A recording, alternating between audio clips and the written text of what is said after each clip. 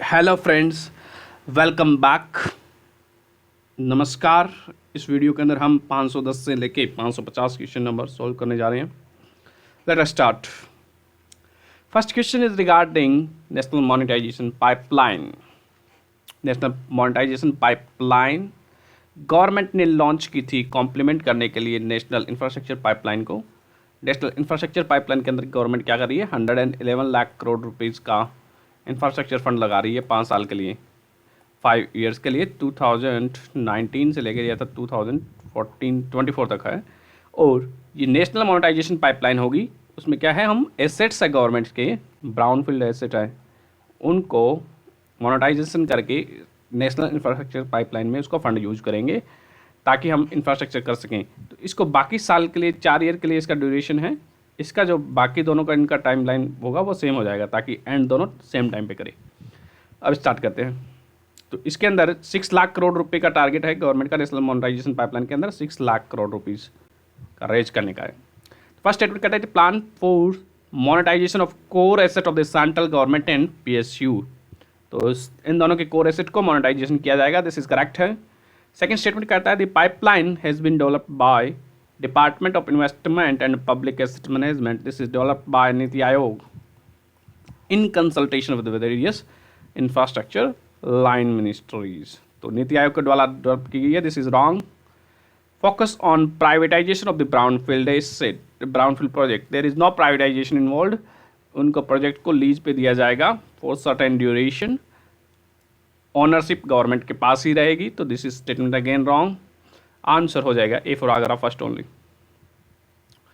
So government target 6 lakh crore rupees potential monetization potential through central public sector unit enterprise over a 4-year period that is from 2021 to 2024-5.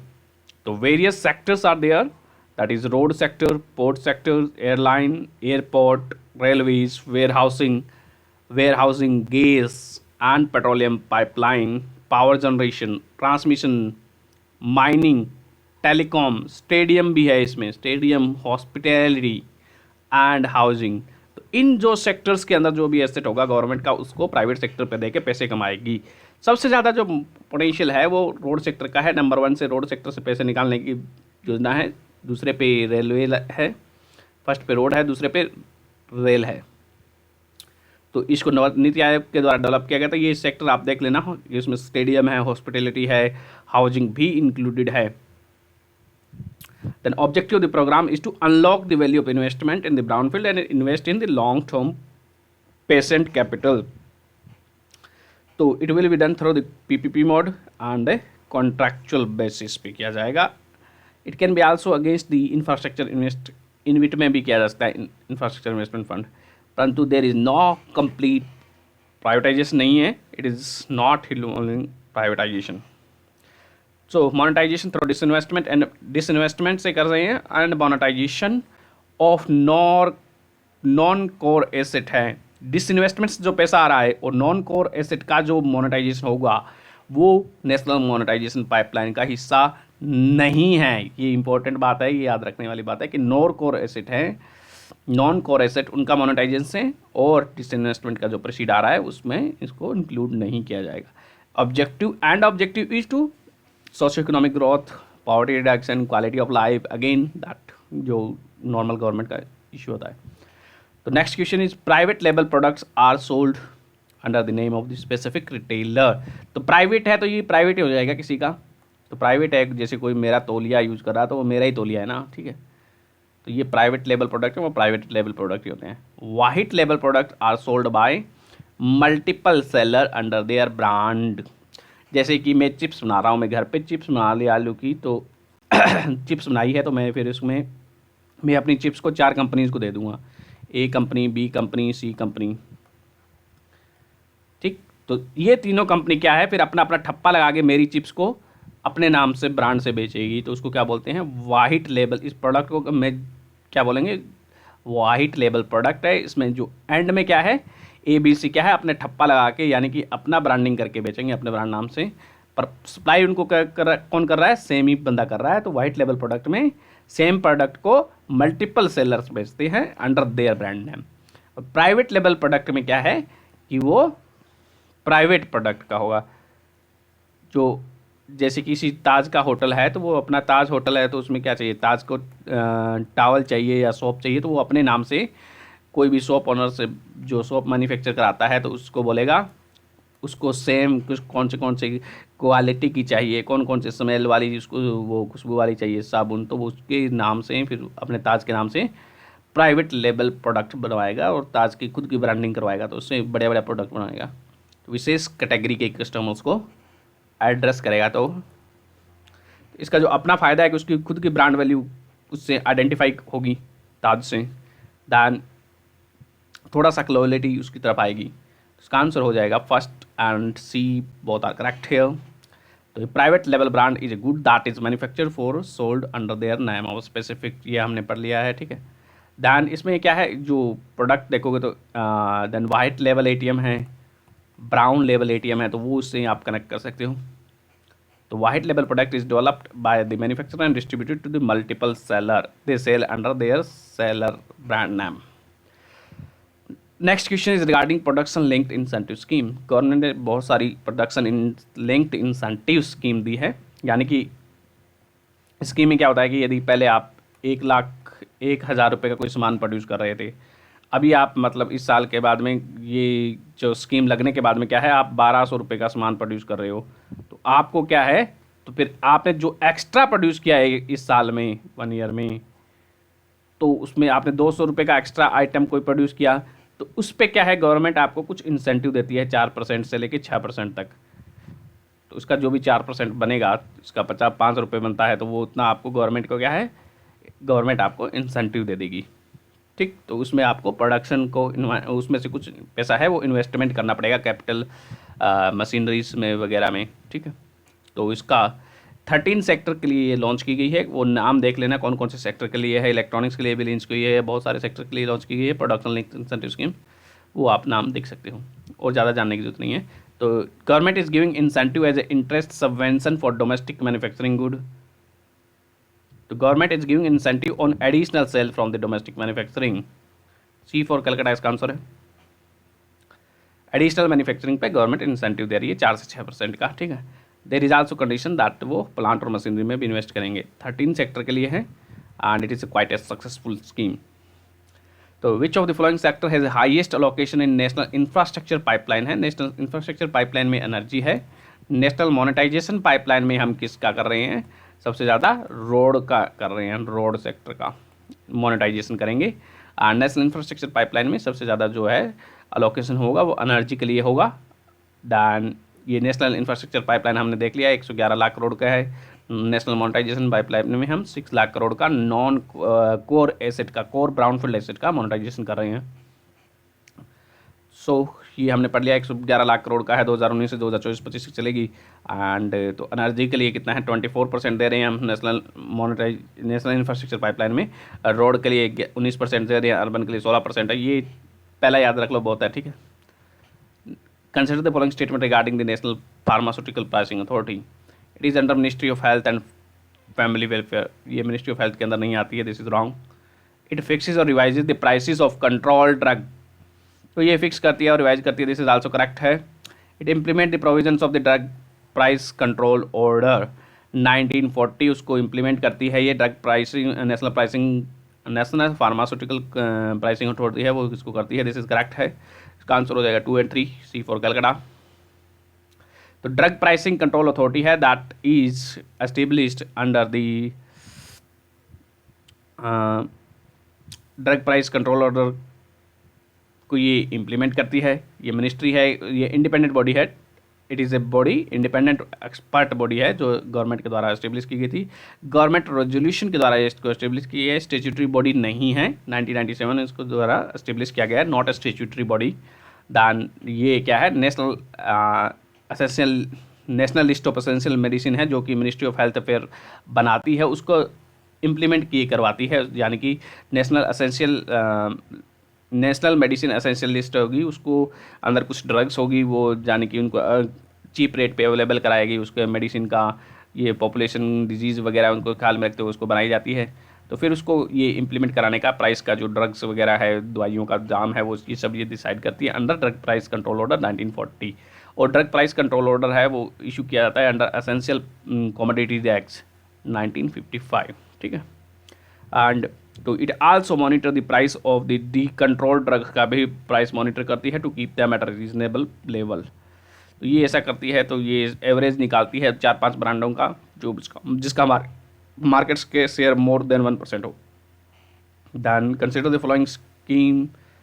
अगला statement है वो scheme है एक government की जो Z scheme है उसके रिलेटेड है, zero defect zero effect scheme. ये एमएसएमई सेक्टर से रिलेटेड है, यानी कि जीरो डिफेक्ट यानी कि उसमें कोई प्रोडक्शन में उसके कोई भी खराबी न हो। दैन जीरो इफेक्ट यानी कि उसका कोई इफेक्ट इन्वायरमेंट पे कोई इफेक्ट बुरा इफेक्ट न हो। तो फर्स्ट स्टेटमेंट कहता है the scheme is for MSME sector, this is correct है, ये एमएसएमई सेक्टर की स्कीम है। देश के अंदर जो हमारा प्रोग्राम था मेक इन इंडिया उसको बूस्ट करवाने के लिए स्कीम को लाया गया था। It ensure producing high quality manufacturing product, यानी कि जीरो डिफेक्ट होगा तो हाई क्वालिटी अच्छी होगी उनकी, this is correct. It ensure minimal negative impact on environment, यानी कि उसका जीरो इफेक्ट होगा एनवायरनमेंट पे, एडवर्स इफेक्ट लेस होगा, दिस इज आल्सो करेक्ट है। It is a cornerstone of flagship make in India programme का एक corner stone है, इसका एक इंपॉर्टेंट पिलर है, तो दिस इज आल्सो करेक्ट है। तो इसका आंसर हो जाएगा डी फॉर दिल्ली। तो MSME sector is crucial for our country, 40% of export है वो एमएसएमई से इंक्लूड करते हैं, लगभग 30 से 35% ये जीडीपी में कंट्रीब्यूट करती है। कितना ये एग्जैक्ट देख लेना, कितना याद नहीं आ रहा मेरे को, 30% या 35% है। Then 40% of export are by MSME. The next question is regarding common service center. Consider the following statement regarding common service center. They are part of the common service center का जो आइडिया था वो 2006 में लाया गया था, national e governance plan आया था उसके अंदर इसको लाया गया था, नेशनल ई गवर्नेंस प्लान के अंदर 2006 में। कॉमन सर्विस सेंटर क्या होते हैं? They are like cyber cafe की तरह होते हैं, साइबर कैफ़े की तरह होते हैं, ठीक है। जहाँ से आपको जैसे आधार कार्ड बनवाना है या फिर आपका जो पैन कार्ड बनवाना है, जो दुकान होती है वो उसको जैसे सुविधा सेंटर्स होते हैं वो सारे क्या हैं, इसी का पार्ट होते हैं, उसको कॉमन सर्विस सेंटर ही बोला जाता है, ठीक है। तो ये cyber cafe is kind of cyber cafe जो कि केवल इसके लिए काम करेंगे, डिजिटल इंडिया के लिए। They are part of digital India programme, yes they are part of digital India programme, उसको इम्प्लीमेंट करते हैं ये लोग। They are implemented through the PPP private partnership model से उनको इम्प्लीमेंट किया जा रहा है, इसको इंडिविजुअल्स भी ले सकते हैं, दिस इज करेक्ट है। They act assess point for delivery of various electronic schemes का डिलीवर करते हैं, जैसे कि पैन कार्ड है हमने देखा है ना, उसके अलावा इनरोलमेंट भी कराते हैं ये, ठीक है, जनधन वगैरह में, ठीक है, दिस इज आल्सो करेक्ट। तो इसका आंसर डी फॉर दिल्ली है। तो कर्म they were setup in 2016 as a part of this and in partnership modes more than 2 lakh CSC are there in India. They provide service like passport registration, PAN card, Aadhaar card, banking correspondent, whole they ठीक है, and they are cornerstone of Digital India program. Digital infrastructure is a core utility, governance and services, ये सारी बातें digital India के अंदर है, उसको implement करने के लिए ये एक बहुत महत्वपूर्ण योगदान दे रहे हैं। Then which of the following are part of the index of industrial production के पार्ट हैं? तो इसका 3 है। इंडेक्स ऑफ इंडस्ट्रियल प्रोडक्शन में क्या है? 3 कंपोनेंट है, माइनिंग, इलेक्ट्रिसिटी एंड मैन्युफैक्चरिंग। तो 3 कंपोनेंट है इसके, सबसे ज़्यादा वेटेज किसका है? माइनिंग का है। तो फर्स्ट इज करेक्ट है, electricity is there, construction is not there, forestry is not there, forestry is not an industrial activity. So answer is first and 2 A for Agra, IIP का हिस्सा है, ठीक है। दी सबसे ज़्यादा वेक्टेज है वो मैन्युफैक्चरिंग का है, माइनिंग का नहीं है, मैन्युफैक्चरिंग का सबसे ज़्यादा वेक्टेज है, फिर माइनिंग का है, फिर इलेक्ट्रिसिटी का, ये आप देख लो, ठीक है। तो इसमें अप्रॉक्सीमेटली ये पता होना चाहिए सबसे ज़्यादा वेटेज इसका है। तो it is based on United nation statistical office का जो है उसके द्वारा ये निकाला जाता है, सेंटर CSO के द्वारा, आई थिंक सो CSO है या फिर उसके द्वारा, देख लेना आप। इंडस्ट्रियल आउटलुक सर्वे इज कौन कंडक्ट कराता है? इंडस्ट्रियल आउटलुक सर्वे ये RBI कंडक्ट कराती है। RBI inflation expectation household survey भी कंडक्ट कराती है। RBI का एक और भी बहुत सारे हैं जो हम देख चुके हैं पिछले लेक्चर्स में। तो क्वार्टरली कंडक्ट कराती है RBI इसको, इंडस्ट्रियल आउटलुक सर्वे को। The next question is regarding open acreage licensing policy. ये गवर्नमेंट की पहले पॉलिसी हुआ करती थी, न्यू एक्सप्लोरेशन लाइसेंसिंग पॉलिसी थी, उसको फिर रिप्लेस करके 2016 में गवर्नमेंट एक नई पॉलिसी लेके आई थी, help hydrogen exploration licensing policy, जो कि ऑयल एंड नेचुरल गैस का एक्सप्लोरेशन है हमारे देश में उसको करेगी। तो इसका जो रिजर्व है उसका एक्सप्लोरेशन करेगी। तो पहले क्या होता था कि गवर्नमेंट खुद अलोकेट करती थी रिसोर्सेज को, एरियाज़ को अलोकेट करती थी जहाँ जहाँ पे संभावना होती थी कि यहाँ यहाँ पे तेल मिल जाएगा और ये नेचुरल गैस मिल जाएगी। तो गवर्नमेंट खुद से अपना एक एरिया, बड़ा सा एरिया उसको दे देती थी और फिर उसमें वो ढूंढते रहते थे, कंपनीज वगैरह उसमें ढूंढते रहते थे, उसके लिए वो बहुत ज़्यादा प्रॉफिटेबल नहीं था। अब क्या इस नया पॉलिसी लाया है गवर्नमेंट, उसके अंदर हाइड्रोजन एक्सप्लोरेशन लाइसेंसिंग पॉलिसी के अंदर, इसके अंदर क्या है, प्राइवेट सेक्टर जो जहाँ से चाहे अपना खुद को लिए गवर्नमेंट को बोल सकता है कि ये मेरी ये एरिया, पर्टिकुलर एरिया को जिसको जिस कंपनी को, जैसे रिलायंस को, मतलब ए ब्लॉक, कोई एक ब्लॉक है ये, ठीक है, मान लेते हैं, तो इसमें रिलायंस को लगता है कि ए ब्लॉक में जो है क्या है, ऑयल और गैस ज़्यादा हो सकता है, तो रिलायंस गवर्नमेंट को बोलेगा कि मैं इस एरिया में एक्सप्लोरेशन करना चाहता हूँ। तो फिर गवर्नमेंट क्या है उस एरिया को देखती है, फिर उसमें इनवाइट कराती है उनसे, बाकी कंपनी से प्रपोजल मांगती है, फिर वहाँ पर उसको ज़्यादा जो देता है, रेवेन्यू शेयरिंग का मॉडल फॉलो किया जाता है। इसमें कौन सा है, रेवेन्यू शेयरिंग का मॉडल फॉलो किया जाता है। जैसे रिलायंस ने बोल दिया कि वो इसमें क्या है, एक्सप्लोरेशन करना चाहती है एक ब्लॉक के अंदर, तो गवर्नमेंट इससे प्लान मांगेगी, फिर उसके बाद में दूसरों को बोलेगी, दूसरा सबका इसका ऑक्शन कराया जाएगा, जो ज़्यादा उसमें गवर्नमेंट को रेवेन्यू शेयर देगा उसको ये ब्लॉक दे दिया जाएगा। तो इसका फ़ायदा क्या है कि रिलायंस ने यदि ज़्यादा शेयर दे दिया तो उसको मिल जाएगा। एंड पहले इसमें सभी एक आल्सो एक यूनिफॉर्म लाइसेंसिंग पॉलिसी फॉलो की जाती है। तो इसमें एरिया में जितने भी मिनरल्स होंगे, जैसे कोल बेड मिथेन आ गया है, सेल गैस आ गया है, ये सब कुछ गैस है, पेट्रोलियम है, तो ये सब के लिए एक ही लाइसेंस की जरूरत पड़ेगी फिर, तो उसको बोलते हैं सिंगल लाइसेंसिंग, यूनिफाइड लाइसेंसिंग। तो फर्स्ट स्टेटमेंट कहता है this policy for oil and gas sector, this is correct है। Then the private developer can participate without experience, वाले इसमें पार्टिसिपेट नहीं कर सकते, this is wrong. Private player can suggest the government for to put specific block on board, ये हमने देखा है ए ब्लॉक यदि रिलायंस को लगता है तो this is correct. The policy is a part of new exploration licensing policy, no this is HELP का पार्ट, नई पॉलिसी आई है, हेल्प उसका पार्ट है। तो न्यू एक्सप्लोरेशन के नाम से मत चले जाना कि नई पॉलिसी है, न्यू है तो नहीं, नई पॉलिसी कौन सी है, ये 2016 वाली है, हेल्प वाली है, वो नई है, ये पुरानी है, ठीक है। तो इसका आंसर हो जाएगा first and third only correct, तो सी फॉर कलकत्ता। तो 2016 में ये हेल्प को लॉन्च किया गया था, इसका यूनिफॉर्म लाइसेंसिंग और सिंगल लाइसेंस हमने देख लिया है।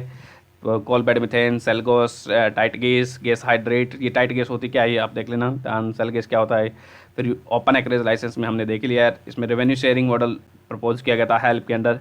एंड जो रेवेन्यू शेयर करने के, यानी कि कोई पहले साल से ही जितना रेवेन्यू आ रहा है उसमें सर्टेन परसेंटेज है गवर्नमेंट को मिलेगा, रेदर देन पहले क्या होता था कि प्रॉफिट शेयरिंग मॉडल फॉलो किया जाता था कि प्रॉफिट होगा तो ही गवर्नमेंट को रेवेन्यू मिलेगा। लेकिन इसमें क्या है, जितना भी रेवेन्यू आएगा उससे ही गवर्नमेंट को पहले साल से ही रॉयल्टी मिलना शुरू हो जाएगी, रेवेन्यू बेस्ड मॉडल। इसमें गवर्नमेंट का कोई लेना देना नहीं है कि प्रॉफिट हो रहा है या नहीं हो रहा है, तो इसलिए इन्वेस्टर के लिए थोड़ा रिस्की माना जाता है। तो next question is regarding the term graded surveillance major.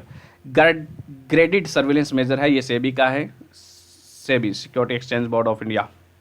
तो ये किसके लिए फॉलो किया जाता है, companies listed on stock exchange पे जो कंपनी होती है उनसे रिलेटेड होता है। ये जो कंपनी है, मतलब कोई भी कंपनी, तो मान लेते हैं मेरी कोई कंपनी है, कोई फेक कंपनी है, सेल कंपनी है, तो सेल कंपनी को ब्लैंक चेक कंपनी भी बोला जाता है और उनको एक और नाम से भी पुकारा जाता है, स्पेशल पर्पज एक्वाइजेशन कंपनी। यदि वो मैं एक अपनी सेल कंपनी बना के वहाँ पर लिस्ट करवा लूँ और अपना क्या है, जैसे कि वो पीपी वाटर बाउल होते थे, किसी को पता है तो पीपी वाटर बाउल में उसमें लिस्ट करवा ली थी उसने वो गोलगप्पे की दुकान को, तो उसमें फिर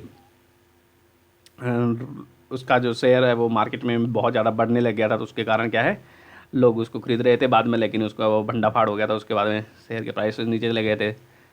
तो उसका उस सभी ऐसी कंपनीज़ को ये सेबी क्या है, सर्विलेंस करती है, उसमें मेजर रखती है कि कौन सी कंपनी अच्छा कर रही है, उसके लेवल, उसमें कोई कंपनी अच्छा कर रही है तो उसके पीछे क्या है, उसका जो फाइनेंशियल हेल्थ है कंपनी का वो अच्छा है या नहीं, तो उससे देखती है, ग्रेडिड सर्विलेंस मेजर से वो चेक करती है SEBI, security exchange board of India. 1992 में इसको स्टेचुटरी स्टेटस मिला था, पहले ये इंडिपेंडेंट बॉडी एस्टेब्लिश की गई थी सेबी। तो graded surveillance measure is a tab रखती है इसके अंदर those companies which witness a और एबनॉर्मल प्राइस राइज है that is not commensurate with the financial health और a fundamental of the company, यानी कि जो फाइनेंशियल हेल्थ के अगेंस्ट में जा रहा है और उस फाइनेंशियल बहुत ख़राब और कंपनी का प्राइस बहुत, शेयर बहुत अच्छे जा रहे हो, तो उसमें क्या है, गवर्नमेंट ऐसी कंपनीज पे ये सेबी नज़र रखती है। तो principle behind this is to, ताकि जो है सिक्योरिटी या कि जो इन्वेस्टर है उनका पैसा सेफ रहे। तो next question is regarding core industries. तो फर्स्ट स्टेटमेंट कहता है it comprises the around 40% core industry, 40% account करती है आईआईपी का, दिस इज करेक्ट है, इंडेक्स ऑफ इंडस्ट्रियल प्रोडक्शन का। फर्टिलाइजर है the lowest weight in the core industry, this is also correct है। कोर इंडस्ट्री में 8 इंडस्ट्री है, स्टील है, रिफाइनरी है, सीमेंट है, दैन क्रूड ऑयल है, नेचुरल गैस है, बाकी 8 के 8 आपको पता होनी चाहिए कौन सी है। सबसे ज़्यादा रिफाइनरी प्रोडक्ट इसमें सबसे ज़्यादा वेटेज है, रिफाइनरी प्रोडक्ट है हाईएस्ट वेटेज ऑफ 28% है, दैन फर्टिलाइजर का लोवेस्ट वेट है। ये कोर इंडस्ट्री का इंडेक्स रिलीज किया जाता है किसके द्वारा, department of promotion of international industry and internal trade under ministry of commerce, इसके द्वारा रिलीज किया जाता है। उसका जो वेटेज है कितना है इन कोर इंडस्ट्री का 40% होता है, 40.27%, 40% के अप्रॉक्सीमेटली याद रख लो। Then which of the following is not correct regarding the shell company. Shell company को हमने देखा है कि ब्लैंक चेक कंपनी भी बोला जाता है, ब्लैंक चेक कंपनी, इनको स्पेशल पर्पज एक्वाइजेशन कंपनी की भी बोला जाता है। ये इलीगल नहीं होती हैं, लीगल होती हैं। स्पेशल पर्पज एक्वाइजेशन कंपनी दूसरी कंपनी को एक्वायर करने के लिए यूज की जाती हैं, केवल उसका पर्पज क्या होता है, एक्वायर करने के लिए भी हो सकता है। दूसरा है इन सेल कंपनीज को लोग पैसे लॉन्ड्रिंग करने के लिए यूज़ करते हैं, मनी लॉन्ड्रिंग के लिए यूज़ करते हैं इसको। तो फर्स्ट स्टेटमेंट है दे आर जनरली इन्वॉल्व, इनको बोला जाता है special purpose acquisition company, SPAC भी बोला जाता है सेल कंपनीज को। Then they are generally involve in the money laundering and tax avoidance rule, yes they are generally involve होती हैं, जो ये काम करती है, लीगल काम भी करती हैं, परंतु ये इलीगल नहीं होती है, they are registered with SEBI, ठीक है। तो सेकंड है they generally do not hold any asset, इनका जनरली कोई एसेट नहीं होता है, generally acquisition merger money laundering के लिए ही इनको यूज किया जाता है, दिस इज आल्सो करेक्ट है। तो they are defined as illegal entity, no they are legal entity as per the companies act, so this is wrong. तो आपको ये बताना था, नॉट करेक्ट बताना था, सी आ जाएगा। They do not have any active business, तो सेल कंपनीज का इनका कोई एक्टिव बिजनेस नहीं होता है, दिस इज आल्सो, तो आंसर हो जाएगा C for Calcutta, wrong. So most cell company do not have any active business or operation, that do not manufacture any product or deal in any product. The next question is regarding, consider the following statement regarding the Invest India. तो invest India क्या है, एक non profit agency है government of India की, this is correct first statement है, it is non profit agency है जो India की ब्रांड इंडिया को प्रमोट करती है, ठीक है। तो it is agency under the department of economic affairs, no this is wrong, department of economic affair के अंडर नहीं आती है, this is first only correct है। तो invest India is invest India क्या है, national investment promotion and facilitation agency है। यदि हमारे देश में कोई भी इन्वेस्ट करना चाहता है तो उसका यह क्या है, हैंड होल्ड करती है, उसको बताती है कि कहाँ से मार्केट में आप इन्वेस्ट कर सकते हो, कैसे उसमें पॉलिसीज ला सकते हो, कौन सी स्टेट गवर्नमेंट की पॉलिसी उसको हैंड होल्ड करती है। And it is under department of promotion of industry and internal trade के अंदर आती है, ये एक नॉन प्रॉफिट वेंचर है, बाकी आप देख सकते हो। Next is regarding the term open access in electricity means. Open access का मतलब होता है कि कंज्यूमर आपसे कहीं पे भी खरीद सकता है, इलेक्ट्रिसिटी मार्केट है उसमें कहीं से भी खरीद सकता है। Consumer have access to the transmission and distribution network in the to obtain electricity from the supplier of their choice. तो यानी कि ओपन मार्केट में जैसे कि एक पोर्टल पे बेचा जाएगा जहाँ पे ऑक्शंस होगा इलेक्ट्रिसिटी का, वहाँ से आप उसमें कहीं से भी खरीद सकते हो। तो ए इज करेक्ट हियर। तो open access is the non discriminatory use of the transmission and distribution infrastructure of the licensees by the consumers for procuring electricity from the source of their choice, यानी कि ये grid में connect हो गया तो उसमें जहाँ से चाहे आप वहाँ से ले सकते हो। Next question is regarding switch challenge. तो स्विच चैलेंज क्या होता है, it is a method of awarding project, ये हम देख चुके हैं पहले ही, ज़्यादा टाइम वेस्ट नहीं करेंगे, आपको पढ़ना हो तो पढ़ सकते हो, ठीक है। Champions online portal recently government ने लॉन्च किया है, किसके लिए, एमएसएमई के लिए है। रैम्प स्कीम भी किसके लिए, एमएसएमई के लिए, RAMP scheme is also for MSME. Next, champions portal stand for the creation and harmonization application for modern infrastructure to output stand बनाने की आईटीसी बेस्ड मैकेनिज्म है, ठीक है जी, ज़्यादा पढ़ने की जरूरत नहीं है। Consider the following statement regarding concessional finance scheme. तो कंसेशनल फाइनेंस स्कीम है जो कि किसी दूसरे कंट्रीज़ में हमारे को कोई अपना एसेट बनाना है, स्ट्रेटजिक एसेट, जैसे कि पोर्ट को एक्वायर करना है या फिर किसी में आप मिलिट्री बेस बनाना है, उसके लिए ज़मीन वगैरह चाहिए, तो उसके लिए ये स्पेशल पर्पस को क्या है, कंसेशनल फाइनेंस स्कीम है, वो लोन देती है, ठीक है। तो it is the ministry of external affairs की स्कीम है, दिस इज़ वेरी करेक्ट है, दिस इज़ करेक्ट है, ठीक है। तो इसका ये पता होना चाहिए, मिनिस्ट्री ऑफ एक्सटर्नल अफेयर्स की स्कीम है कंसेशनल फाइनेंस स्कीम, तो this is important. Under the scheme government of India की 2% इंटरेस्ट सब्सिडी देती है, दिस इज़ आल्सो करेक्ट है, यानी कि जो किसी देश में हमें एसपीवी के लिए देती है, ठीक है। This is operated through EXIM bank of India के द्वारा ऑपरेट की गई है। This is also correct. तो डी फॉर दिल्ली इसका आंसर है। तो government of India support the Indian entity bidding for strategically important infrastructure project. अब बोर्ड उनके लिए सपोर्ट करती है, एग्जिम उनको पैसे प्रोवाइड करता है, उनको वो बिड करेंगे किसी कॉन्ट्रैक्ट में, उसको जो हमारे देश के लिए स्ट्रेटेजिक इंपॉर्टेंस का होगा तो उसको ईजी मनी प्रोवाइड करने के लिए एग्जिम हेल्प करता है। उसको 2% सब्सिडी भी देती है, इंटरेस्ट सब्वेंशन सब्सिडी। ठीक है, तो एक बार खर्चा होने के बाद में इसको एक कमेटी होती है, उसको खर्चा को अप्रूव करती है, परंतु ये स्कीम है मिनिस्ट्री ऑफ एक्सटर्नल अफेयर्स की है। Then which of the following are the correct chronological order? Established as a statutory body, तो pension fund regulatory development authority थी, ये तो 2013 के अंदर इसका एक्ट आया था, 2014 के अंदर ये बॉडी एस्टेब्लिश हुई है, 2014 में एक्टिव किया गया है इसको। Insurance regulatory development authority of India, ये है 1999 में इसको एक्ट आया था, मल्होत्रा कमेटी के रिकमेंडेशन पे आई थी। ये 2000 में ये काम करना स्टार्ट करती है, 2000 इसको हम मानेंगे ये एस्टेब्लिशमेंट काम करना स्टार्ट करती है। Then security exchange board of India 1988 में एस्टेब्लिश की गई थी, परंतु इसको 1992 में सेबी एक्ट के द्वारा, पहले एग्जीक्यूटिव रेजोल्यूशन से बनाई गई थी, फिर उसके बाद में सेबी एक्ट आया था 1992 में, उसको इसको स्टेचुटरी स्टेटस दिया गया था। तो ये 1992 हो जाएगा, ये 2000 हो जाएगा, और फिर ये हो जाएगा 2014। तो इसका जो है क्रोनोलॉजिकल ऑर्डर बताना है आपको। तो first in the order body first should come first in the order. तो पहला है सबसे पहले कौन सा आया था, सबसे पहला है, फिर 1992 वाला सेबी हो जाएगा, तो सेबी थर्ड है, फिर सेकंड है, फिर फर्स्ट है। ठीक है, तो इसका बॉम्बे आज से शुरू हो जाएगा, B for Bombay. Security exchange board of India हमने देख लिया है। Then PFRDA pension fund regulatory development authority of India is regulate the national pension system को रेगुलेट करता है। एंड इसके अंदर क्या है, गवर्नमेंट एम्प्लॉयज भी है, स्टेट गवर्नमेंट भी है, प्राइवेट इंस्टीट्यूशन वाला भी इसमें इंक्लूड होते हैं, और अनऑर्गेनाइज सेक्टर वाला भी पेंशन वाला ये रेगुलेट करती है PFRDA, pension fund regulatory development authority of India. IREDA को मल्होत्रा कमेटी की रिकमेंडेशन पर एस्टेब्लिश किया गया था।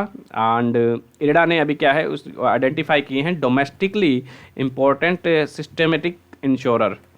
डोमेस्टिकली इम्पोर्टेंट, जैसे कि डोमेस्टिकली इम्पोर्टेंट सिस्टमेटिक बैंक होती है, उसी तरह से डोमेस्टिकली इम्पोर्टेंट सिस्टमेटिक इंश्योरर ये आइडेंटिफाई किए हैं इसने। तीन को स्टेटस दिया गया है, LIC को दिया गया है, दूसरा जनरल इंश्योरेंस कॉर्पोरेशन को दिया गया है, तीसरा है न्यू इंडिया इंश्योरेंस को दिया गया है। तो 3 कंपनी ये आइडेंटिफाई की गई हैं domestically important insurer, LIC, GIC and new India. ठीक है,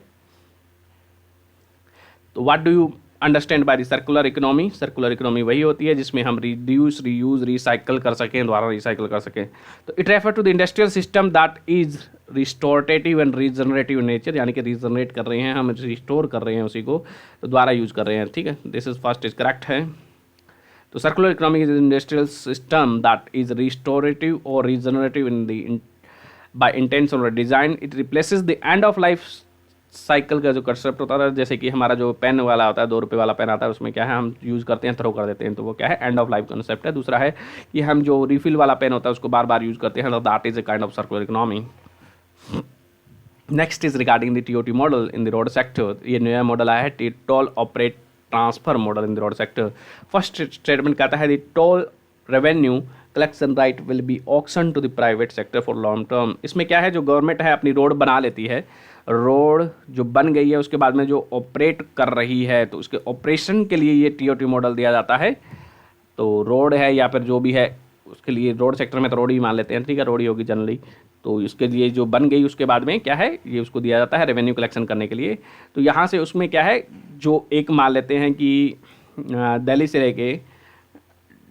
से लेके आगरा तक का क्या है रोड है, और वहाँ पे टोल टैक्स कलेक्ट करना है, तो उसका जो टोल टैक्स रोड बन के तैयार हो चुके हैं उस पर टोल टैक्स करना है। तो गवर्नमेंट इसका लिए क्या बनाएगी, इसके लिए ऑक्शन कराएगी कि कौन सा प्राइवेट एंटिटी क्या है वो इसमें टोल टैक्स कलेक्ट करके NHAI national highway authority of India को पैसे देगा।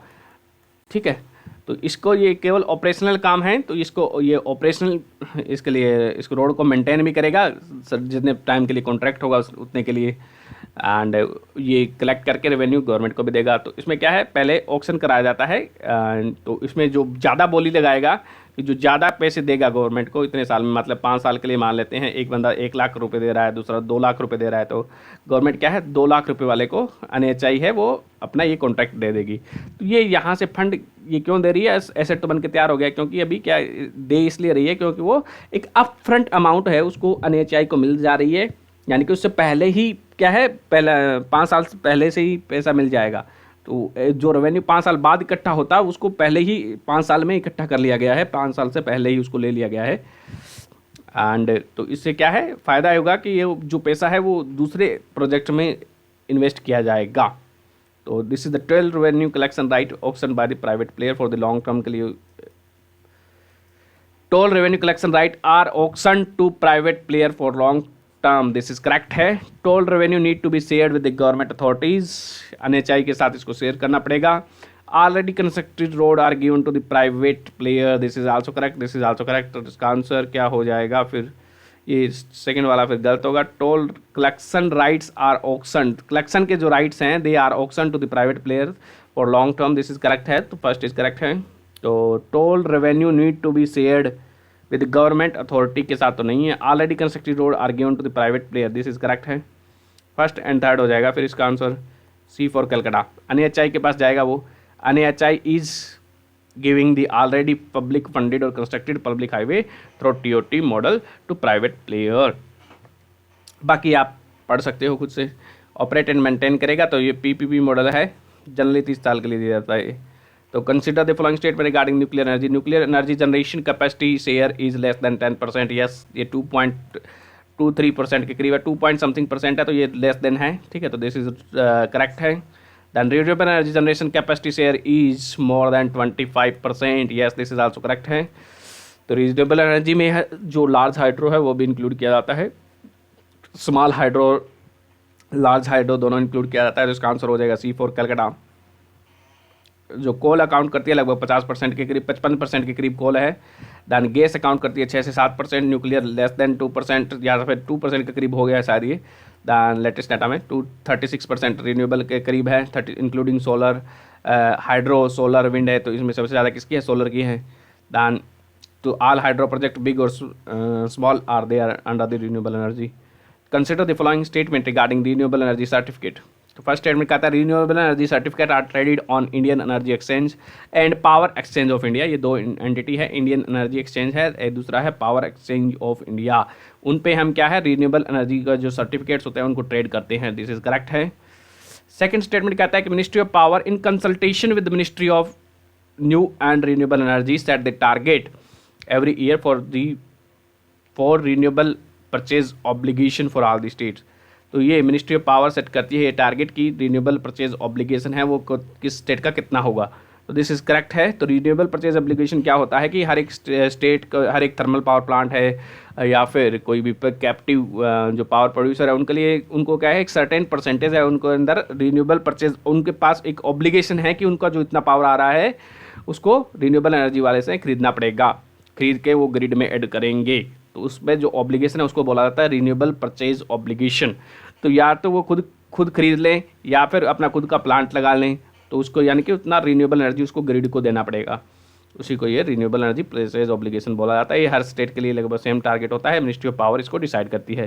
रिन्यूएबल एनर्जी सर्टिफिकेट उसी को बोलते हैं, ठीक है। Then once a renewable energy power generation has fed with this, तो renewable energy certificates क्या हैं, they are market based instrument which certified that the bearer जो इसके पास होता है renewable energy certificate है उसका पता चल जाएगा कि वो उसने 1 मेगावाट, ये renewable energy certificate है उनको डिनोट किया जाता है 1 मेगावाट आवर में, डिनोट किया जाता है 1 मेगावाट आवर में। तो उसके ऑफ इलेक्ट्रिसिटी, ठीक है, उसमें इसको रिप्रेजेंट किया जाता है। फिर इसका दूसरा नाम क्या है, ग्रीन टैग है, ट्रेडेबल रिन्यूएबल एनर्जी सर्टिफिकेट भी बोला जाता है, दैन रिन्यूएबल एनर्जी सर्टिफिकेट भी बोला जाता है और रिन्यूएबल एनर्जी क्रेडिट भी इनको बोला जाता है। तो रिन्यूएबल परचेज ऑब्लिगेशन क्या होते हैं, दैट हमने देखा है कि कैप्टिव पावर और उनको खरीदना पड़ता है सर्टेन परसेंटेज, तो उनको बोलते हैं renewable purchase obligation.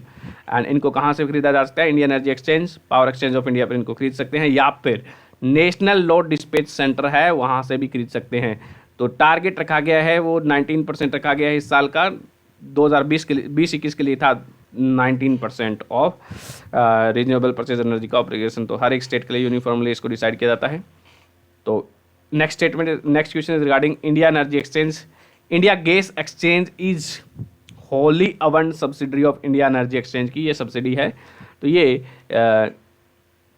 Non listed company है, नॉन लिस्टेड है, नॉन गवर्नमेंट है, गवर्नमेंट सेक्टर की नहीं है। इंडिया एनर्जी एक्सचेंज है वो एक होली अवन सब्सिडरी है इंडिया एनर्जी एक्सचेंज की। दिस इज करेक्ट है। सेकंड स्टेटमेंट कहता है India gas exchange, India gas exchange is a online delivery based trading platform. This is also correct है। यहाँ से दोनों करेक्ट हो जाएगा, सी फॉर कलकत्ता। तो यहाँ से क्या है, इंडिया गैस एक्सचेंज है, इंडिया गैस एक्सचेंज। यहाँ पे गैस का एक्सचेंज होता है, जैसे कि पोर्टल होता है कोई भी, तो यहाँ पे जो है जो सप्लायर है वो अपना जो है जहाँ पे सप्लायर इसके साथ रजिस्टर करेंगे इस पोर्टल पे, और बायर एक साइड रजिस्टर करेंगे, बायर 1 2 3 4, ठीक है। यहाँ से सप्लायर होगा, जैसे कि फ्लिपकार्ट है वगैरह से हम सामान खरीदते हैं। तो यहाँ पे क्या रियल टाइम में मार्केट में बोली लगेगी, ऑक्शन होगा, तो रियल टाइम पे वो डिस्कवर होगा और उसको जो बेचा जाता है गैस को, जो ज़्यादा बोली लगाएगा उसको गैस मिल जाएगी। तो Indian energy exchange is the first nation wide online delivery gas trading platform है, लॉन्च्ड इन 2020। तो it is a non government unlisted company wholly owned subsidiary of Indian energy exchange, and India gas exchange is digital trading platform है that allow the buyers and seller of the natural gas to trade in standardise gas contract में trade करते हैं वो लोग, ठीक है। And तो यहाँ से it facilitate the competitive pricing है, तो बोली लगेगी तो उसमें कम्पिटिटिव प्राइसिंग अपने आप आ जाएगा। तो इसमें क्या है, एक दिन नेक्स्ट डे की स्पॉट ट्रेडिंग होती है, यानी कि नेक्स्ट डे पे भी उसमें क्या है ले सकते हैं आप सप्लाई ले सकते हैं, या फिर एक महीने तक उसमें सप्लाई ले सकते हैं जब तक आप चाहेंगे। तो मेनली इसमें दोनों ही है, इसमें नेचुरल गैस में भी किया जाता है और डोमेस्टिक गैस में भी किया जाता है। अभी जो हो रहा है वो किस में हो रहा है, ज़्यादातर वो इम्पोर्टेड गैस में हो रहा है। तो इसमें 3 हब बनाए गए इसके लिए, Dahej and Hazira in Gujarat and Kakinada in Andhra Pradesh, इसके लिए 3 हब भी बनाए गए। Then consider the following statement. तो first, India is biggest coal producer country in the world. No, India is second largest coal producer in the world. We are also second largest consumer of the coal in the world. तो ये first statement गलत हो जाएगा। India is second biggest coal consumer country in the world, this is correct है। तो first largest producer कौन है, China है। फर्स्ट लार्जेस्ट कंज्यूमर कौन सा है, चाइना है। Second largest producer, second largest consumer India है। Third largest producer of coal and third largest consumer कौन सा है, यूएसए है। Third is USA, second is India, ठीक है, producer as well as consumer. तो India has become net exporter. No, इसमें हम एक्सपोर्टर नहीं हुए हैं। कोल हम इंपोर्ट करते हैं 200 मिलियन टन का, 700 मिलियन टन हम खुद प्रोड्यूस करते हैं, 200 मिलियन टन के करीब हम इंपोर्ट करते हैं बाहर से। अभी जो कोल का इशू का पावर कट्स लग रहे हैं वो इसी के कारण लग रहे हैं, कोल की सप्लाई कम हो रही है, कोविड के कारण कोल प्रोड्यूस कम हो रहा था। तो second is correct, a for Agra. तो India is second largest consumer है, the top position is held by the China, ये आप देख सकते हो। Consider the following statement regarding the national investment in infrastructure fund. First है, it is meant for both the green field and brown field project, this is correct. It is both national infrastructure investment fund बनाया गया था, ये दोनों के लिए है, this is correct है। It will invest in to the infrastructure project and infrastructure financing company को फाइनेंस देगा, दिस इज ऑल्सो करेक्ट है। तो it will raise the fund from the both the domestic as well as international sources से raise करेगा, this is also correct है। इसका answer D for Delhi है। So government establish the national infrastructure and investment fund 2015 में establish किया गया था। This investment तो to attract the investment from the both the commercial viable green field brown field as well as stalled project हैं, उनके लिए investment उसमें बनाई जाएगी। गवर्नमेंट का जो उनके लिए इन्वेस्टमेंट करवाने के लिए इस ट्रस्ट को एस्टेब्लिश किया गया था। And it is A category 2 alternative investment fund है, तो उसको क्या है, सेबी के साथ रजिस्टर करना पड़ेगा। कैटेगरी 3 में कौन से आते हैं, हेज फंड आते हैं। कैटेगरी 1 में क्या आते हैं, कैटेगरी 1 में वो आते हैं स्टार्टअप है, वो स्टार्टअप 1 सेबी के अंदर आते हैं, ठीक है, कैटेगरी 1 फंड में। तो it is basically quasi sovereign wealth fund है, जहाँ से गवर्नमेंट का सिक्योरिटी है। इट इज़ मान सकते हैं इसको प्राइवेट है, ये 49% है, तो इसको हम प्राइवेट का जो ओनर है ज़्यादा सेफ है। तो ओनरशिप क्या है, प्राइवेट की ज़्यादा है, 49% है, 51% प्राइवेट की है।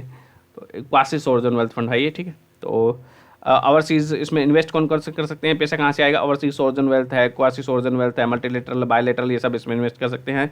मार्केट बोरोइंग से पैसा ले सकते हैं। ये इन्वेस्ट कहाँ पर करेगा, इक्विटी एंड डेब्ट में इन्वेस्ट कर सकता है, या फिर NBFC में कर सकता है, फाइनेंशियल इंस्टीट्यूशन को लोन दे सकता है। Next question is regarding universal service obligation fund. तो ये यूनिवर्सल और सर्विस ऑब्लिगेशन फंड बनाया गया है। एंड तो ये जो रूरल एरियाज़ में टेलीकम्युनिकेशन को जो है बढ़ावा देने के लिए लाया गया था। तो रूरल एरियाज़ में रेवेन्यू के सोर्सेज तो कम होते हैं टेलीकॉम कंपनीज के लिए, परंतु कनेक्टिविटी तो प्रोवाइड करनी है हमें, तो ये भारत नेट को भी फंड कर रहा है। तो this is under the department of telecommunication के अंदर है यूनिवर्सल सर्विस ऑब्लिगेशन फंड। तो इसको जो फंडिंग की जाती है, जो टेलीकॉम कंपनी होती है उनके रेवेन्यू से एक सर्टेन परसेंटेज लिया जाता है, यूनिवर्सल सर्विस लेवी लगती है, यूएससीवी, यूनिवर्सल सर्विस लेवी लगता है, जो टेलीकॉम ऑपरेटर पे लगता है, टेलीकॉम ऑपरेटर पे लगता है, और उससे क्या है इसकी फंडिंग होती है, सर्टेन परसेंटेज उस पर लगता है, ठीक है। This fund is use to provide ICT service in rural and remote area, this is correct है। This fund is created out of the budgetary sources, नहीं इसके लिए क्या है, ये लेवी लगती है, तो ये certain percentage life of cess कह सकते हो इसके तरह।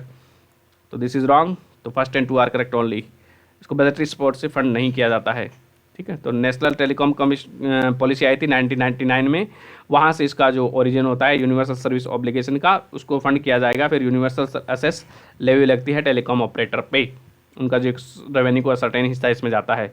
तो ये जो है फंड है वो उसको स्टेचुटरी स्टेटस दिया गया है, ये स्टेचुटरी फंड है universal service obligation fund, universal service obligation fund USOF है, वो क्या है एक स्टेचुटरी फंड है, उसको 2003 के अंदर इसको स्टेचुटरी स्टेटस दिया गया था। 2003 के अंदर टेलीग्राफ एक्ट है, टेलीग्राफ एक्ट 2003 के अंदर इसको क्या है स्टेचुटरी स्टेटस दिया गया है यूनिवर्सल सर्विस ऑब्लिगेशन फंड को।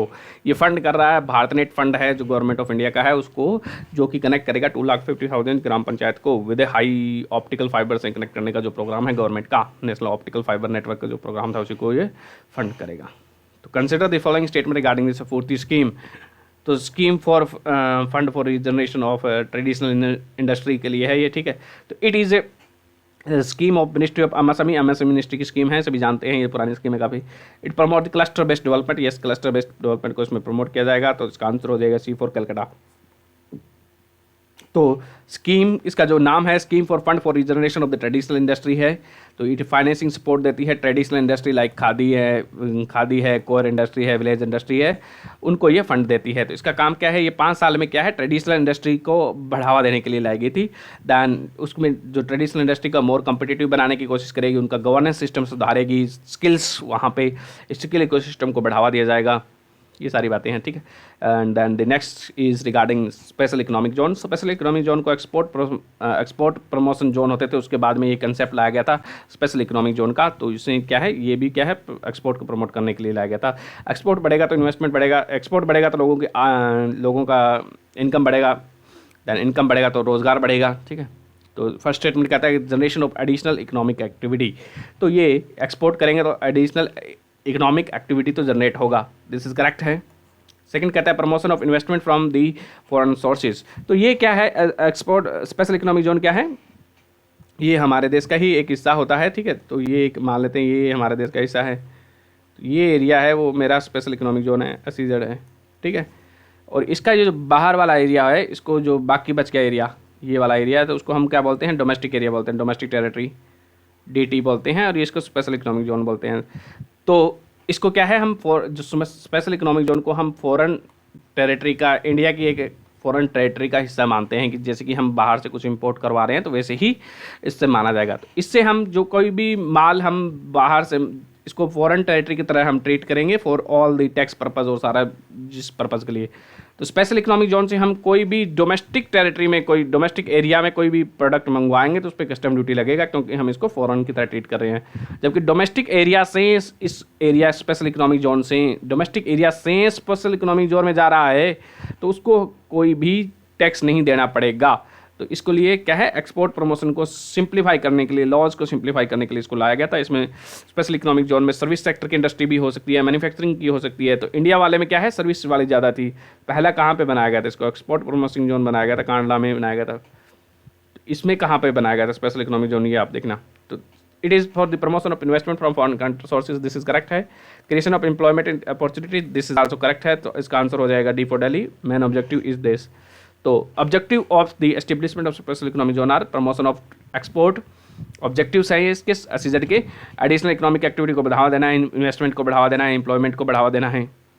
तो next question is again regarding special economic zone. First statement कहता है स्पेशल इकोनॉमिक जोन यूनिट मे इम्पोर्ट और procure the good service from the domestic tariff area without payment of custom duty. हमने देखा है कि यहाँ से जो है डोमेस्टिक एरिया बोलते हैं, डोमेस्टिक एरिया या फिर उसको बोलते हैं डीटीए।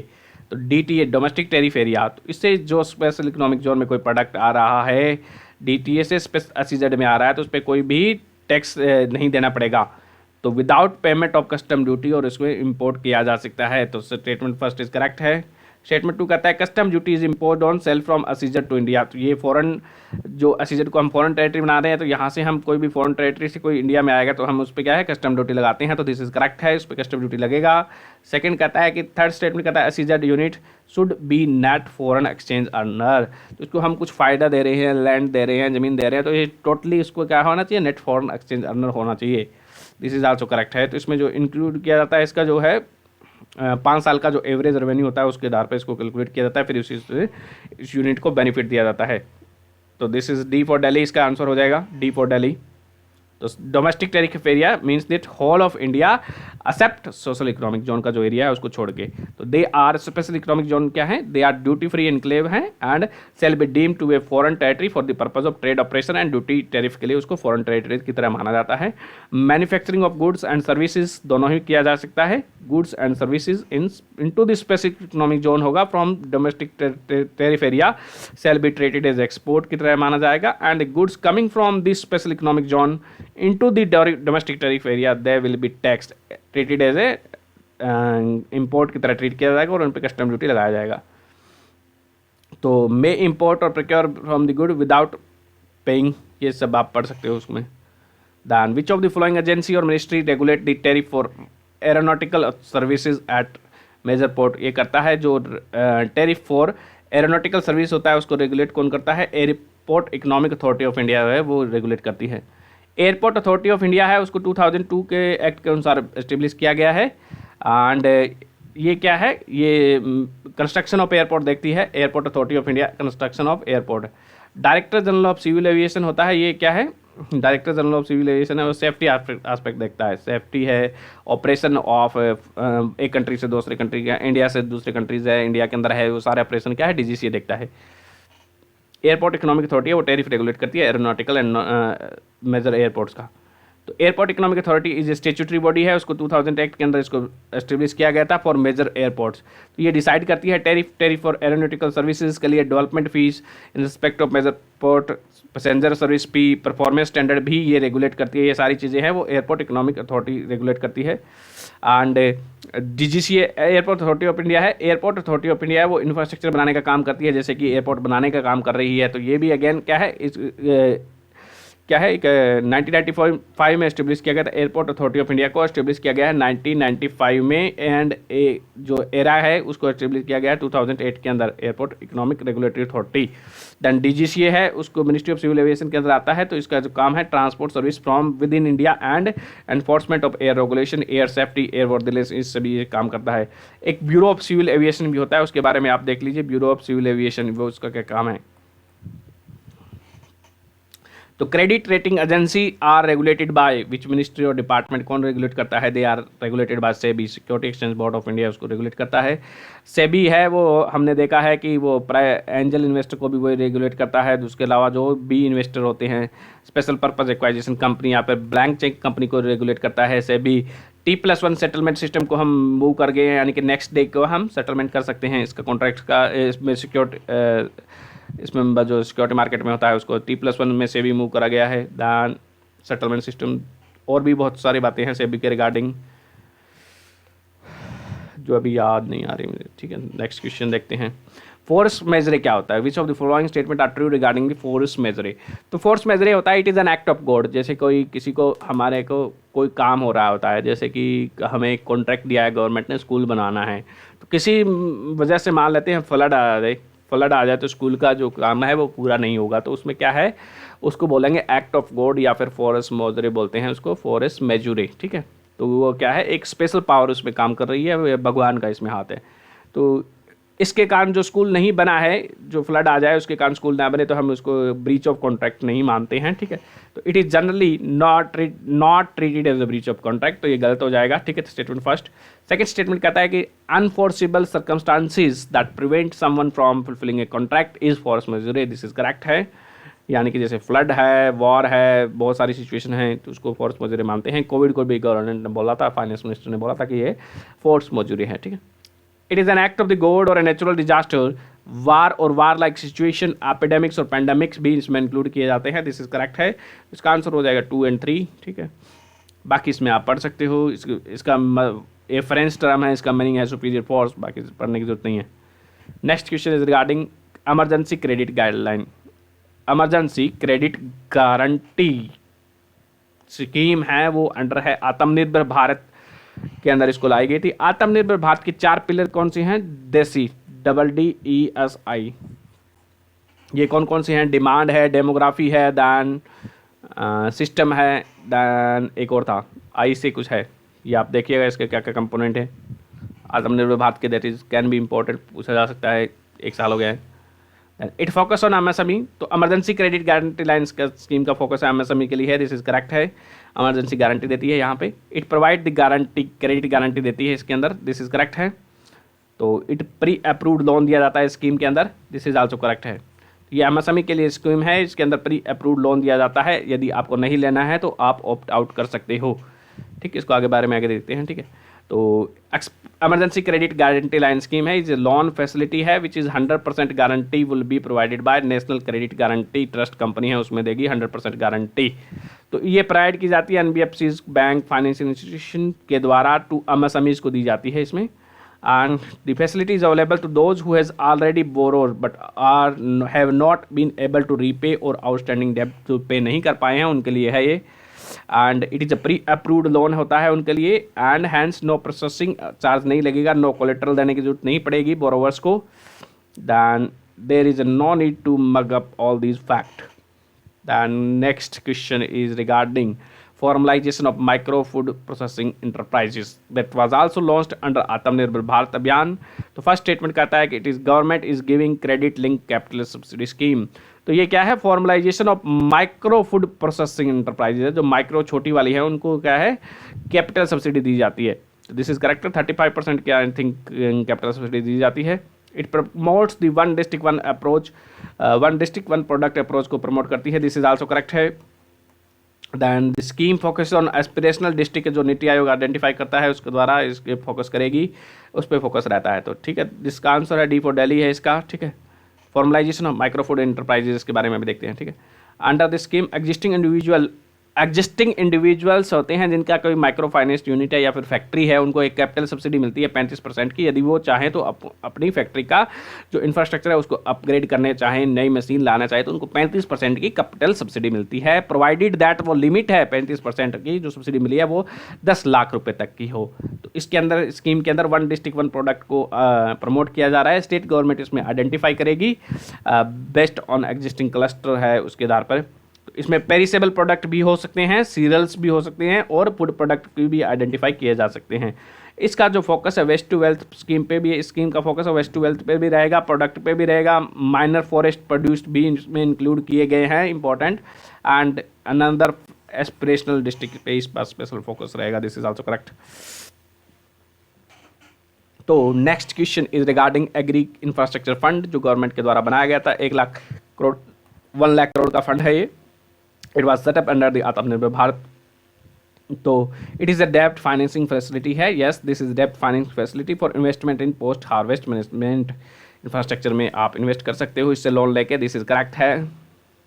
सेकंड स्टेटमेंट कहता है the fund will be use to provide interest subvention on the loans पे, इसमें 2 या 3% का इंटरेस्ट सबवेंशन दिया जाता है, दिस इज आल्सो करेक्ट है। The fund will be use to provide credit guarantee, तो ये क्रेडिट गारंटी भी देगी जाएगी इसमें, दिस इज आल्सो करेक्ट। इसका आंसर D फॉर दिल्ली है। तो एग्री इंफ्रास्ट्रक्चर फंड है वो 1 लाख करोड़ का गवर्नमेंट ने फंड बनाया है। ये एक सेंट्रल सेक्टर की स्कीम है जिसके अंदर जो वाइबल प्रोजेक्ट है पोस्ट हार्वेस्ट मैनेजमेंट इंफ्रास्ट्रक्चर है, कम्युनिटी फार्मिंग एसेट के लिए उसको बनाया जाएगा और उस पर एक इंटरेस्ट सबवेंशन दिया जाता है, ठीक है। इंटरेस्ट सबवेंशन अप टू 3% का जो है इंटरेस्ट सबवेंशन दिया जाएगा, 3% का एंड कितने तक का लोन होगा तब 2 लाख करोड़ का जब लोन लेगा 2 करोड़ का लोन तक का इसमें दिया जा सकता है इंटरेस्ट सबवेंशन 3% का। एंड मैक्सिमम पीरियड होगा उसके लिए 7 साल के लिए आपको लोन मिलेगा, इंटरेस्ट सबवेंशन भी मिलेगा इसमें, ठीक है। तो इसमें जो सबवेंशन है वो क्रेडिट गारंटी भी दी जाएगी अंडर जो है क्रेडिट गारंटी फंड है एमएसएमई के लिए, वो इसमें दिया जाएगा। एंड एक लोन होगा 2 करोड़ का होगा, उस पर आपको क्रेडिट गारंटी मिलेगी। तो इसका जो अप्रॉक्सीमेटली बजट सपोर्ट दिया गया 10,000 करोड़ का ये स्कीम है, वो 10 साल के लिए है। एग्री इंफ्रास्ट्रक्चर डेवलपमेंट स्कीम है, एग्री इंफ्रास्ट्रक्चर डेवलपमेंट फंड है, वो 10 साल के लिए बनाया गया है। 1 लाख करोड़ का है, सेंट्रल सेक्टर स्कीम है एंड 3% की इंटरेस्ट सब्सिडी मिलेगी, मैक्सिमम 7 साल के लिए मिल सकती है 2 करोड़ तक के लिए, ठीक है। Next question is regarding animal husbandry infrastructure development fund, जो कि बनाया गया है आत्मनिर्भर भारत अभियान के दौरान। दिस इज तो it will incentivize the farmer producer organization MSME to establish dairy and meat processing. तो इसमें ये इंसेंटिवाइज किया जाएगा क्योंकि इसमें लोन दिया जा रहा है, फिर से इंटरेस्ट सबवेंशन दिया जाएगा। तो इनको बोला जाएगा कि फूड फार्मर प्रोड्यूसर ऑर्गेनाइजेशन अपना बनाओ और वह एमएसएमई बनाओ और अपना ये फूड प्रोसेसिंग सेक्टर को बढ़ावा दो। तो this is both are correct, C for Calcutta इसका आंसर है। The purpose of Animal Husbandry Infrastructure Development Fund is to incentivize the investment for establishment of dairy meat value addition। Dairy के लिए भी है, मीट के लिए भी है, और वैल्यू एडिशन कोई प्लांट लगाना चाहे वो अपना लगा सकता है प्राइवेट सेक्टर। तो एस्टेब्लिशमेंट ऑफ एनिमल फीड भी कर सकता है, यानी कि एनिमल का जो चारा होता है उसको भी एनिमल फीड खाने के लिए दिया जाता है, जैसे खल है उसके लिए भी प्लांट बना सकते हो, ठीक है। इसके लिए एलिजिबल कौन होगा? Farmer producer organization, MSME, non profit company, private company, individuals eligible होंगे। मिनिमम 10% मनी है उनको द्वारा कंट्रीब्यूट किया जाना चाहिए, बाकी वो क्या है लोन ले सकते हैं। इसके अंदर भी क्या है 3% का इंटरेस्ट सबवेंशन मिलेगा। दैन 2 ईयर्स मोरेटोरियम पीरियड रहेगा लोन का प्रिंसिपल अमाउंट पे करने में, और 6 साल का रीपेमेंट पीरियड रहेगा उसके बाद में। तो next is regarding the philosophy of आत्मनिर्भर भारत, ये तो सबको अब तक पता होगा। तो it promote the self sufficiency through import substitution. हम इम्पोर्ट सब्सिट्यूशन की बात नहीं करते हैं इसमें, आत्मनिर्भर भारत के अंदर हम बात करते हैं कि हमारा जो कोर कंपिटेंस होगा, हमारा जो जहाँ तक हमें बनाने में सुविधा होगी, हमारे पास टेक्नोलॉजी होगी, तो उन क्षेत्र में हम उन एरियाज़ में हम खुद बनाएंगे, और बाकी जहाँ से हमें चीप पड़ेगा वहाँ से हम क्या है इंपोर्ट भी करेंगे। तो it does not promote the idea of import substitution का आइडिया नहीं है। जो पहले जब हम फॉलो करते थे जो प्लान इकोनॉमी में first 5 year plan, second 5 year plan, उसमें हमने इम्पोर्ट सब्सिट्यूशन का मॉडल फॉलो किया था। सेकंड स्टेटमेंट कहता है कि producing goods where we have comparative advantage and importing goods where we do not have that advantage, यानी कि टेक्नोलॉजी वगैरह नहीं है तो हम वहाँ पे अपना फूड नहीं बनाएंगे। तो second statement is correct. Third कहता है liberalising the economy and giving more space to the private sector. तो यानी कि लिबरलाइज करेंगे तो उसमें अपने आप को प्राइवेट सेक्टर को स्पेस मिल जाएगा, डिसइन्वेस्टमेंट का वगैरह बेचेंगे करेंगे तो ठीक है।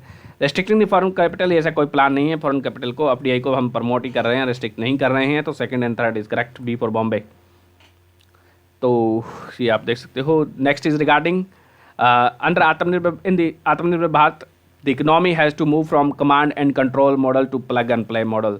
तो इसमें बताना है आपको प्लग एंड प्ले मॉडल क्या होता है। कमांड एंड कंट्रोल मॉडल हम फॉलो करते थे पहले, जो 5 ईयर प्लान होते थे, सेंट्रल गवर्नमेंट उसमें डिसाइड करती थी किसको कितना लोन मिलेगा, किसको कौन सी गाड़ी कब खरीदनी है, कौन सा बैंक कहाँ पे पैसा लगाएगा, वो सब क्या है एक सेंट्रल अथॉरिटी गवर्नमेंट डिसाइड करती थी कमांड एंड कंट्रोल मॉडल के अंदर। उसके बाद में फिर हम क्या है प्लग एंड प्ले मॉडल ऐसा होता है कि जहाँ पे आपको क्या है गवर्नमेंट क्या है आपको सपोर्ट देगी, पॉलिसी सपोर्ट देगी, और इन्वेस्टमेंट आपको ज़मीन भी देगी।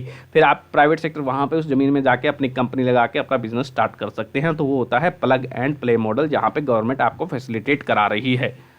तो government will be playing a leading role, no ये तो अंडर, तो इसके अंडर था कमांड एंड कंट्रोल के अंदर। तो government will provide policy and other support, जो चाहिए होगा प्राइवेट सेक्टर को ये देगी, और गवर्नमेंट थोड़ा पीछे हट जाएगी और इनको खेलने देगी। तो this is B for Bombay. तो कमांड एंड कंट्रोल मॉडल हमने देखा है 1950 से 90 में हम फॉलो किया जाता था, उसके बाद में हम लिबरलाइजेशन पॉलिसी लेके आए थे, ठीक है, ये आप इसमें पढ़ सकते हो। And plug and control model ये भी हमने देख लिया है, ये भी पढ़ सकते हो। Then next statement, consider the following statement regarding the approach और strategies used by the government and its agency in response to the कोविड-19 के अंदर क्या गवर्नमेंट ने क्या ये यूज किया था, ठीक है। तो फर्स्ट कहता है agile approach with high frequency indicator के साथ गवर्नमेंट ने यूज की थी, दिस इज करेक्ट है। तो सेकंड है waterfall framework with in the real data, ये गवर्नमेंट ने यूज़ नहीं किया था, वाटरफॉल फ्रेमवर्क यूज़ नहीं किया था। ये होता क्या है हमें भी देखते हैं। सप्लाई साइड रिफॉर्म्स किए गए थे गवर्नमेंट के द्वारा, as well as demand side management दोनों ही किया गया था गवर्नमेंट के द्वारा, दिस इज करेक्ट है। Deregulation of as well as process reform भी किए गए थे, ये भी बात सही है, तो इसका आंसर हो जाएगा फर्स्ट थर्ड एंड फोर्थ, ठीक है। तो first and third and fourth is answer है। तो एजाइल अप्रोच में क्या होता है कि एजाइल अप्रोच में आपको क्या है, एजाइल अप्रोच में आपको रियल टाइम डेटा मिलता रहता है, रियल टाइम डेटा मिलता रहता है, जिसके बाद में आपको कोई भी काम करे उसके बारे में आपको रियल टाइम डेटा मिलेगा उसका। तो फिर रियल टाइम डेटा मिलेगा तो आपको मतलब आपको फीडबैक मिल रहा है, तो फीडबैक मिल रहा है तो इसमें आप उसको क्या है, क्या कर सकते हैं, इम्प्रूव कर सकते हैं डिसीजन को, ठीक है। तो इसमें स्टेप बाय स्टेप प्रोसेस होती है, स्टेप बाय स्टेप प्रोसेस। जैसे ही हम गाड़ी चलाते हैं, कोई भी हम सड़क पे गाड़ी चला रहे हैं तो क्या है, उसमें हमें पता चलता रहे ना, हम पीछे देखते रहते हैं, आगे देखते रहते हैं, उसी हिसाब से गाड़ी को इधर मोड़ना है, इधर मोड़ना है, उधर मोड़ना है, लेफ्ट में लेके जाना है, आगे ले जाना है। तो उससे क्या है, हमें रियल टाइम डेटा मिलता है, गाड़ी में हमें मिरर में देख के डेटा पता चलता है। वो क्या है, एक एजाइल अप्रोच है, गाड़ी चलाना इज एजाइल अप्रोच, ठीक।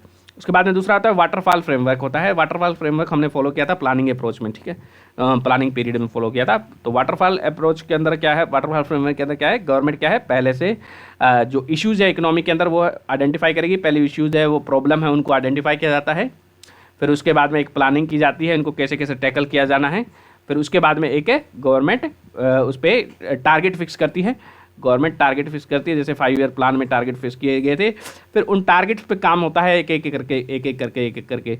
जैसे हम कोई है, जैसे कि हमें सिविल सर्विस के लिए प्रिपरेशन करना है तो हम क्या है 1 साल पहले अपना प्लान बनाते हैं, तो वो क्या है, हम एक वाटरफॉल फ्रेमवर्क अप्रोच यूज़ कर रहे हैं। फिर हम डेली टारगेट सेट करते हैं उसके अंदर, हम फिर उसमें डेली इतना पढ़ना है, महीने में इतना पढ़ना है, तो वो क्या है हमारी वाटरफॉल फ्रेमवर्क का एक एग्जाम्पल है।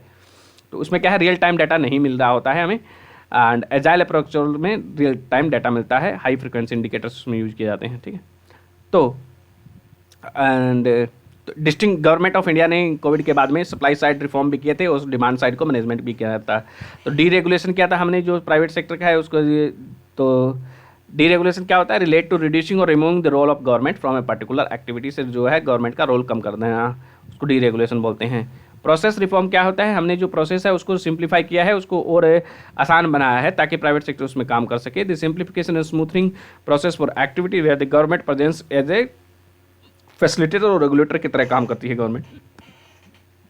फिर हमने बारबेल स्ट्रेटजी का यूज किया था, तो government has adopted the barbell strategy of finance, that is hedging of the worst outcome initially and updating its response step by step with by feedback के द्वारा। तो इसके अंदर बारबेल स्ट्रेटजी क्या होता है कि इसमें जो है हेजिंग की जाती है, जो वर्स्ट आउटकम हो सकते हैं उनके लिए पहले हेजिंग करेंगे। हेजिंग यानी कि उसमें जैसे कि कोविड आया, जैसे ही कोविड आया तो गवर्नमेंट ने क्या है हेज किया। हेज हमारी जो जनता को बचाना था, किससे, कोविड से बचाना था, ताकि मौतें उस टाइम पे हमें पता नहीं था कि कोविड कैसा बिहेव करेगा, तो उससे हेज किया गया, तो लोगों को कोविड से बचाया गया। फिर उसके बाद में धीरे धीरे लोगों को उसमें लॉकडाउन से उसमें हमने बचाया लोगों को, फिर उसके बाद में धीरे धीरे इकोनॉमी को ओपन किया, स्टेप बाय स्टेप गवर्नमेंट ने स्टेप लिए, उसको बोला गया बारबेल स्ट्रेटजी। एजाइल अप्रोच होती है, वो होती है that uses the feedback loop, real time data उसमें एडजस्टमेंट किया जा सकता है, ये हमने देख लिया है, ठीक है। दैन जो इसी से रिलेटेड एक कंसेप्ट है, कौन सा है, जो वाशिंगटन कंसेंसस है, वाशिंगटन कंसेंसस है, तो दैट इज वो बोलता है कि गवर्नमेंट को पीछे हट जाना चाहिए, प्राइवेट सेक्टर को खेलने देना चाहिए, प्राइवेट सेक्टर का रोल को इंक्रीज करा जाना चाहिए। दूसरा अभी एक टर्म में न्यूज़ में आई है, कॉर्नवेल कंसेंसस, कॉर्नवेल कंसेंसस है, वो बोलता है पब्लिक गुड का हमें, पब्लिक का थोड़ा सा ध्यान रखना पड़ेगा, गवर्नमेंट का खुद को द्वारा से रिडीम करे अपने आप को, पब्लिक जो गुड्स है उनको गवर्नमेंट प्रोवाइड करे, कॉर्नवेल कंसेंसस ये बोल रहा है। तो ये हमारा लेक्चर कंप्लीट हुआ, एक लेक्चर और बचेगा हमारा, वो हम कल करेंगे। धन्यवाद।